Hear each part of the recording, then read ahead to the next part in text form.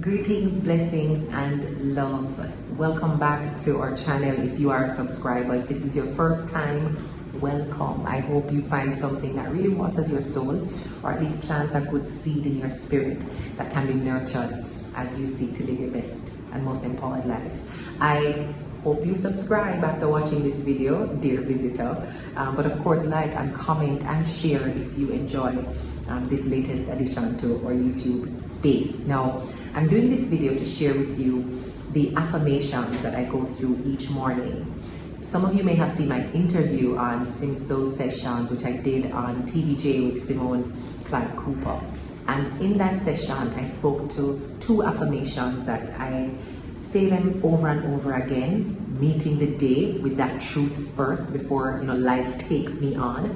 I clothe myself in certain truths, and the 2 that I shared, one was the good in me brings good to me.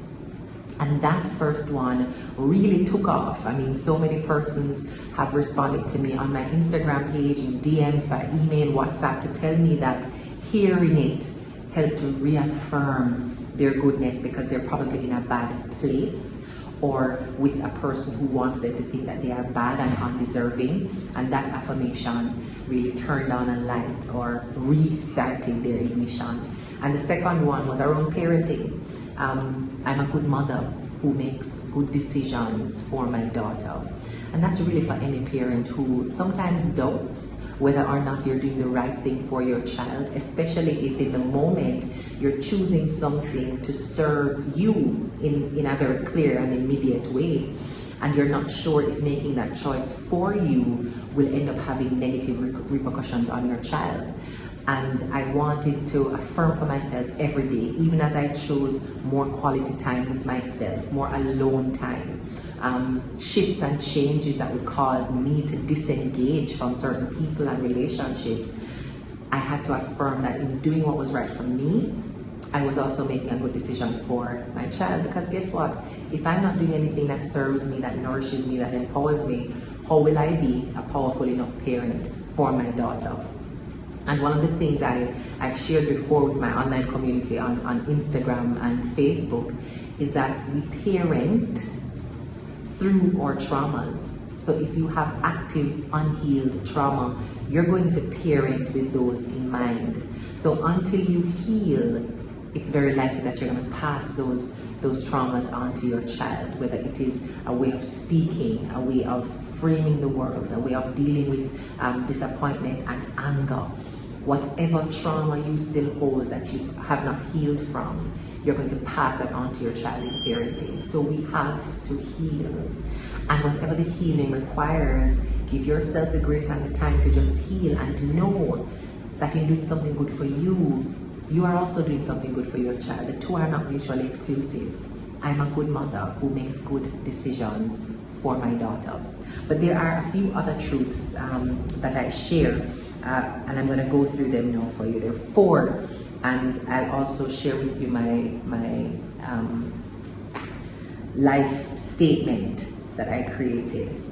So my other affirmations for the day: I see and serve beyond my natural ability. Now, I wrote this one in 2019, and I chose to carry it over in 2020, and I chose to carry it over for 2021 because I was doing a lot of new things I had not done before, things that my soul and my spirit was calling me to do. But I was saying, well, I have no experience here. I don't know where to start. This is not a thing that people like me do. How will I get the help? There's every reason that I'm not going to do this well, or that I will fail.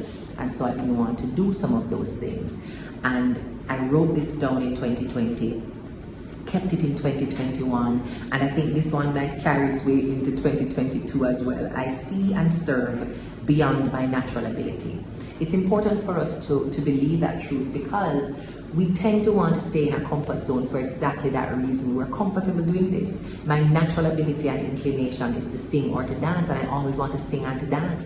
And if somebody invites me to choreograph a dance, I might choose not to choreograph because I'm the dancer, I'm not the teacher. My natural ability is not to teach, but your talent and your passion and your eye is for dance. So maybe teaching is not your natural ability, But you can see beyond your natural ability, and you can serve beyond your natural ability if you walk into life's moments with a growth mindset. That's the only way you get to see beyond your natural ability, because you're focused on growth, and that opens your eyes and your heart up to learning. So you can see beyond your natural ability by learning, exposing yourself, doing a few courses, getting a mentor, serving in some new spaces so you can learn, volunteering. And the active part of this affirmation is serving not just where it is comfortable and easy for me to serve, but really where my purpose calls me and where I am needed. So I serve beyond my natural ability too. And this affirmation reminds me every single day that I'm not going to turn back and say no to something just because it is new, just because it doesn't come naturally. Because I'm the kind of person who does what? Who sees and serves beyond her natural ability. And the fourth of my daily affirmations, or my truths, is this: today is God's day. I trust God to guide me through it. And that is me honoring my profound and anchoring belief that there is a creator, that there is an energy and a force that is above and beyond, greater than me. I believe my energy is powerful, but the source of my energy is one who is greater than I am. And we can call, it doesn't matter to me what you call God, what name you use, but for me, Yahweh, my creator, is so powerful that I can trust my creator to lead me into the day. It deals with the fear of uncertainty because it's not my day. I did not create this day. The creator created this day. The creator knows what is in this day. The creator knows what this day will bring. The only thing I'm responsible for is how I respond to what comes to me in the day. And so because today is God's day, I'm going to trust God to guide me through this day, that I will meet the right persons, be engaged in the right conversations, do the right work the right way, have the impact that allows my light to shine and for me to stand in my true and honest, authentic self. So I don't need to know how everything is going to go this day. I just need to know that it is not my day, it is the Creator's day. And just as the Creator has given me the power to respond to my circumstances, I trust too that the Creator will present me with the right circumstances to unlock my abilities. Today is God's day, and I trust God to guide me through whatever is in this day. So those are my 4 daily affirmations, and I had promised to share with you as well my 2021 life/mission statement, and it is a declaration saying just this: I declare this year that I am here on purpose. I have a divine destiny. I will not surrender my divinity. This part of the declaration or the statement comes from a near-death experience I had at the end of 2020. I had a massive car crash and walked out of that without a scratch. I mean, not even whiplash, not even a mark on my shoulder from the seatbelt. And it said to me that I'm here for a purpose, and that purpose is not yet fulfilled. I'm not here by mistake. The energies of the universe still surround and protect me. I am here on purpose. I have a divine destiny, and I will not surrender my divinity. And in talking about surrender, I'm just reminding myself, don't let fear cause you to surrender the purpose.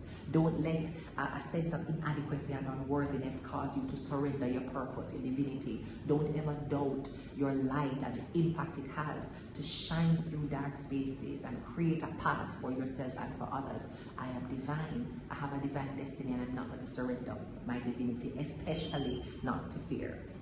The other part of my declaration is that every day I choose to focus on the things that are within my control. Remember, it's God's day. I trust God to guide me through it. So I'm not going to try and figure out everything that's about to happen next.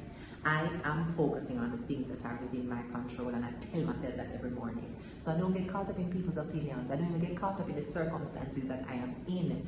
I focus on what I have control over, and that is always my attitude, my perspective, what I say from my mouth, and what I do in terms of responding to those circumstances. I focus on my role in the moment, and that also helps me to have courage, helps me to do the fearless thing, because I'm not worried about what will happen as a consequence. I'm a good person. I'm doing good things. I act out of love and compassion, and so I know that my actions are guided by a particular ethic what I know as well is that I have no control over how people will receive that. So let me continue to stand in my divinity, do what I am placed here to do, and then allow the chips, as they say, to fall where they may. Every day I take productive and timely action. Talking to the procrastinator in me. Every day I choose courage in action, even if I must reject the people and reject the opportunities that do not align. You know, this is about discernment. And I added this one because I was coming out of a year of hard decision making, and I was doubting my ability to make good decisions, to follow my gut, to hear my instinct, and to lean into that discerning energy. And I remember getting a message from Terry Carell. Read, you can follow her online at Terry Carell. She sent me a personal message, and she said that she was praying for my discernment, because I was making a lot of errors and what looked like mistakes in judgment, and that's exactly what it was. And I love that she came to me. You know, she has my number. She actually said, I'm going to message Crystal. And then she did that not from a position of judgment, of better decisions are there to make, go make better decisions, don't do that, do more of that, but from a place of power, identifying in me the power I had to see differently versus telling me what she was seeing differently. Now, of course, there's role for advice. It's not that I would have shunned the advice either, but I appreciated that she was praying for my eyes to be open, that I would start listening to my life and lean into that discerning wisdom that is just waiting on me to pay some attention.